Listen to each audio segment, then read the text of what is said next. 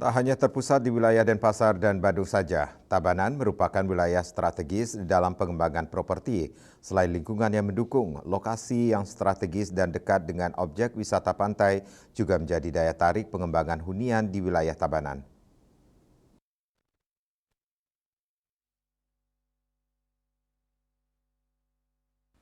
Selain lokasinya yang menjadi daya tarik melalui pengembangan hunian di wilayah Tabanan juga merupakan upaya dalam pemerataan ekonomi. Dengan adanya hunian mewah di wilayah Tabanan akan menciptakan standar baru dalam industri properti di Bali. Seperti halnya hunian Oxo The Resident.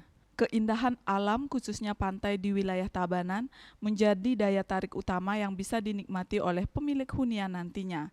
Filosofi hidup masyarakat Bali yakni Trihita Karana juga melekat dalam pengembangan properti ini yang terletak persis di depan Nuanu City. Itu 50% kita jauh di bawah 50%. Sebenarnya kita tidak bawa high density ya, itu low to medium density.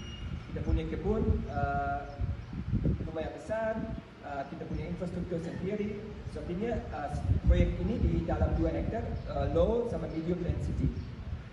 Di dalam Nuanu sebenarnya koefisien density lebih rendah lagi. The majority of Nuanu will stay green. Itu beda sekali dari misalnya Canggu atau Kuta atau Legian.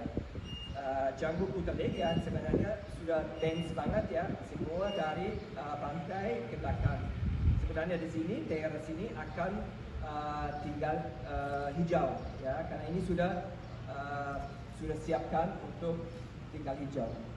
Desain arsitektur yang sederhana namun ikonik pada saat yang bersamaan juga dihadirkan dalam hunian tersebut. Arsitektur bangunan yang menyatu dengan alam dan budaya Pulau Bali serta area perkampungan sekitar. So in other words, we apply a lot of pressure onto the floor plan and onto the design and really work it from all angles to just use less material and use less surface space. Tabanan diprediksi akan menjadi wilayah yang berkembang pesat selama 2 atau 3 tahun ke depan seperti di wilayah Canggu. Desak Aryani, Bali TV.